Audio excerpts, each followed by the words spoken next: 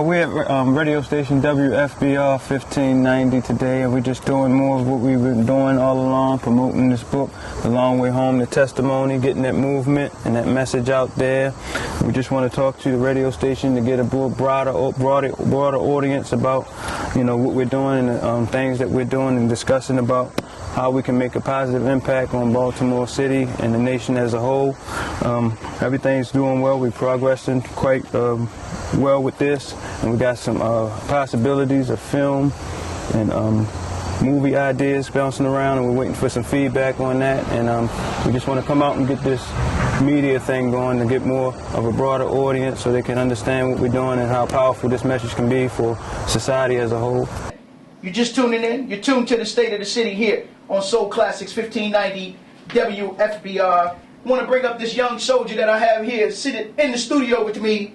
And again, he's a brother that we've been waiting to get on these airwaves. That I met this brother via Brother Terrence Dixon, the owner of Terror Cafe right there at 25th and St. Paul, one of our sponsors. His story, here's a brother who is again one of our local artists and authors. He's a brother who has a book that's out, a brand new book entitled The Long Way Home, the Testimony. It is the spirit, it is the life, it is the purpose. It's a Be More true story by Brother Odell Richardson. So I say, peace to you, brother. Welcome to the State of the City. Let me get a little bit out here about the book, brother. The Long Way Home, the Testimony, is the first of, again, its kind from the inner city streets of Baltimore, Maryland. Of course, you grew up here in Baltimore City. What part of Baltimore did you grow up in, brother? Actually, I'm from that 4th District. Yes, sir. Where our brother, East Baltimore? Yes, sir. 100 Goldman's community. I grew up on McCabe Avenue. Okay. I'm originally from East Baltimore, which is Asper Street. Yes, sir. Down on Kennedy Avenue, down by Marsh Funeral. Right. Mm-hmm. That's what's up. I just left my man, Brother Mike, down that way. Is that right? Yes, sir. Yeah. And we moved up on McCabe Avenue in 1979. Okay. And I was there throughout the 80s and 90s, and, the transformation in the neighborhood went from, good to bad, Yes. to worse, to horrible. Yes, sir. So we're just trying to take these experiences and feedbacks and positivity from all those negative years and things like that. What was your inspiration for stepping up and to do a book? As I looked at this book is almost 700 pages, yes, brother. It's my whole life story. Yes, sir. With the exception of the last 3 years. Right. And actually, this book was written as a film. Right. It came as a film idea. Me and my buddy, we were talking about it, and I wasn't living Right. how I was supposed to have been living at the time. Yes. And my buddy and I started talking about, because this is something that I was into as a young kid, 12, 13 years old. Yes. And I got away from it, and it came up as a topic one time on the basketball court, and he actually said that, hey, we should get the story out there. And I had already had a few people come to me and said that I should be the one that, put the story about our neighborhood and our, upcoming Yes, sir. into a story or a book. And Right. my whole thing was about getting the story on film. Right.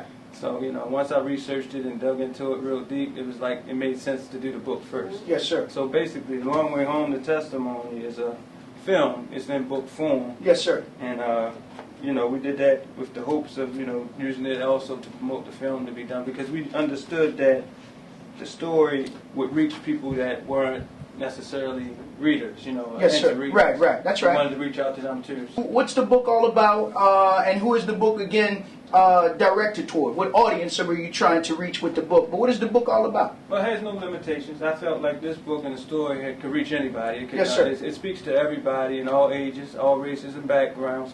And the book is my life story, and I was using it, and I sometimes call it like my thank you letter to God, that Yes, what sir. He was able to do for me. Right. I just put everything in there and tried to use my life story as a testimony to help people get out of some of the similar situations. Yes, sir. Or some things like that. So it was basically done with just because I love to write and because I wanted to, talk about how fortunate I was to have a second Right. chance at life, to follow my dreams and to Yes, sir. take care of my family and to, experience life on this side. Okay. Excellent. Yes, sir.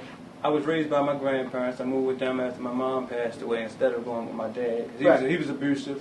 Yes, sir. And, I had a sister who has a different father. She lost her father before my father Yes, met sir. my mother. Right. So we moved with our grandparents, and they raised us the best they could. Yes, sir. And that's how we ended up on McCabe Avenue. So we moved up there, and life was okay. I mean, we didn't have much, but you know, it was peaceful. Had each other. Yeah, and the neighborhood was all together, and everybody. Show you that love. Yes, even sir. the guys that wasn't living right were still like, you know, looking peaceful, looking out for you. Yeah. Yes. And then it all, you know, around, you know, the crack epidemic hit, and a turn came. After school, it's like I got, you know, I lost my grandmother. Right. You know, right after high school, right after I graduated high school, and that's no excuse. Sure. But I was all alone from that time until, you know, now.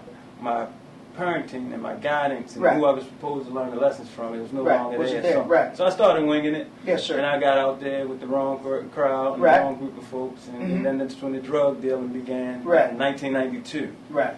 You know, and it lasted. And it lasted longer than I anticipated it. Sure. You know, 13 years of every day, you know, out there, you know, in the streets selling drugs and getting caught up in all the mayhem, and the neighborhood deteriorated, and guys went to jail and got murdered, and we had the whole, I know some of the listeners may know about the old York Road and McCabe feud, so we had that whole thing going on, so the drive-bys were coming every day, so it was like, you know, a real tough situation to try to get yourself together, and it's a lot about what the book is about, that and getting out of there, and then it branches off a lot out of the inner city into the suburban communities and out, you know, to the folks where you don't think that type of thing takes place. When you say that type of thing, what are you talking about? The drug dealing. Yes, sir. The drug dealing and the hustling and the people getting high. Right. You know, these are the folks that you see, you know, the suit and tie, they're going to work every day. They're able to put up that facade or kind of mask it, make it till they fake it or just make it look good. It is undercover, it is a lot more quieter, and that's how I found myself out there, because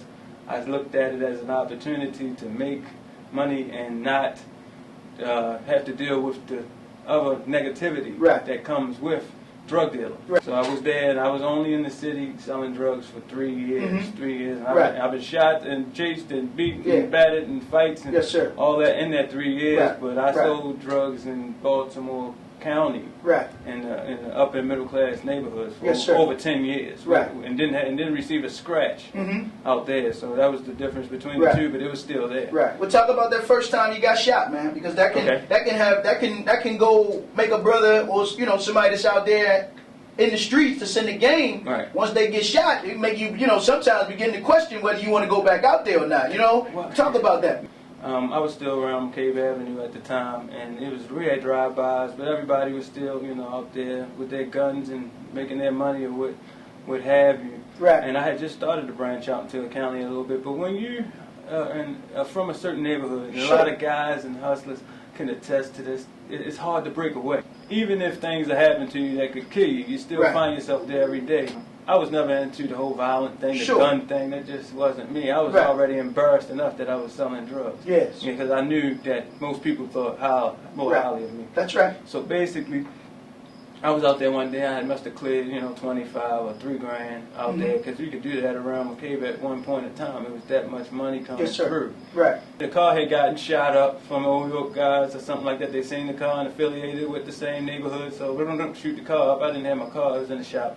So I was waiting on a cab. But it was like pitch black in the neighborhood, because everybody usually would shoot out the street lights in case the police came. You wouldn't be able to see who ran where or what was going on. I actually seen 2 guys coming out of the alleyway, which was like, you know, maybe like 20 yards away from me. You know, maybe 30 yards. It wasn't too far away. And I seen them, but everybody was outside. So it was like, you kind of felt safe sometimes, because all your, you know, counterparts or comrades was out there doing the same thing with you. And I was just waiting for a yellow cab, looking down one side of the street. I looked down the street and seen 2 guys come out of the cut, out of the house. I thought nothing of it. I thought, hey, they coming to get something. Next thing I know, one was behind me and the other one was right in front of me. And it all happened so fast. All I heard was the word "don't," and I ducked. Because when he said "don't," and I turned around, and I was looking right down the barrel of a shotgun. And all in one motion, I like ducked and tried to avoid that, but the other guy was standing right in front of me. It was like a start. I startled because I didn't anticipate it coming, and I slipped. And when I slipped, I fell into a push-up position. And the guy that had the 9mm stood in front of me, just put it right over top of me. Boom! It missed my back. and went into one of my arms that was on the ground, which is right here. You can see this. Right. And I collapsed into like the gutter. But I had two other guys standing there with me that day, and they was like, "Y'all know what time it is. Kick it out, this, that, and the third. You don't want what happened to him to happen to you." Yes. But I was laying there thinking just, the adrenaline that I just slipped and scraped my arm or something. Right. So with that being said, I just wiggled my fingers a little bit, wiggled my toes a little bit, and I started feeling like a sense of urgency. Like when they refocus and come back to me and see that I got, $3 grand in my pocket and they take that, then they're going to go ahead and finish the job. Right. So I just sprung up. I sprung up and started weaving in between the cars, and the guy, I guess, startled him like, hey, he's still, functional. Mm-hmm. So he started chasing me and shooting and shooting and shooting and shooting. He was shooting all the cars along the way. And then I just made it across from the same, alley that they had came out of. Right. And he followed me. He must have had a 16 shot 9 or something, because I was like, when is these shots going to ever stop? And I can still remember the whistling of the shot going past my ear. Right. Like, only a couple of inches to the left or the right, and I dropped right in the middle of the street. The long way home, the testimony, the spirit, the life, the purpose, a Be More true story, man. He ain't coming from the wire. He ain't coming from one of these TV shows, but the brother is live and living color here in the studios with us, and he coming straight out of McCabe and York Road. We don't have shame when we out there doing the wrong, but, and people will support you when you're doing the wrong, but the minute you're stepping out to do the right, well, I take it from a brother who knows, Brother Muhammad, you know what I mean? The ones you think gonna be with you, well, I can't do this one, you know what I mean? So talk about that. I experienced that. I mean, I ran into a couple of the guys that I used to hustle alongside of, and initially they would, I guess they were thinking that I was gonna like glorify what we did, what we were, or like represent. They say, and speak on certain things. You ain't gonna start snitching. That's the other thing they think. Brother, you ain't gonna rat me out, right? No. Got enough rats running around here in the city. Exactly. No ratting. Yes, sir. Right. But they, came up and, was real excited, and then they wanted to know what it's about, what you're going to do. And I basically was saying, hey, I'm going to talk about the fact that I never should have did that in the first place. Right. And that was a turn off, I guess. But like I said, I think I got a lot of love from the streets as well. I think some people understand that even if they are still in that or whatever, that it's still commendable for anybody that's able to get out. If you want to get in, have a question for Brother Odell, or if you out there and you got a testimony that you want to share with us again, about how to move beyond just existing but beginning to live your higher purpose, give us a call, 410-761-1592 if you got a question for my brother Odell. Comment. Good afternoon, caller. They answered. Question, comment. Yes, we did answer. You come on. Yes, hi, my name is Lene Lockley. I'm 26 years old and I live in the inner city. Yes. This is the first time that I came with the urgency to call into any radio station to speak to anyone. Thank you. I think that is truly amazing what you are doing. Thank you. This is not the first time that I heard of a guy with a book out and self-published. Yeah, and I cannot believe that it's actually two people out, and everybody must really come out and support him. Okay, once again, this is Odell Richardson Jr., The Long Way Home, The Testimony, The Spirit, The Life, The Purpose. AuthorHouse.com, BarnesandNobles.com, Borders.com, Amazon.com, Facebook, and Richardson Jr. Odell01@gmail.com.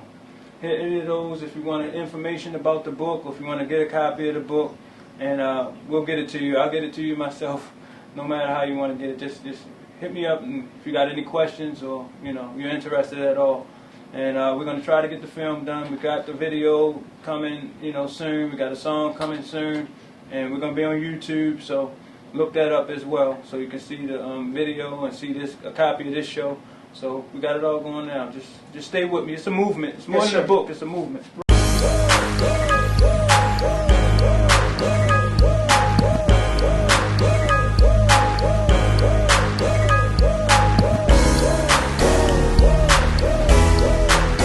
It was all a dream. I was standing on the block. That's when I heard a warning shot. I closed my eyes and took a minute to breathe. I couldn't believe. Opened them up, saw a swarm of cops. Started running, slid with this kid over there. Not that I was scared, but I wanted to live. Okay, baby, I was scared.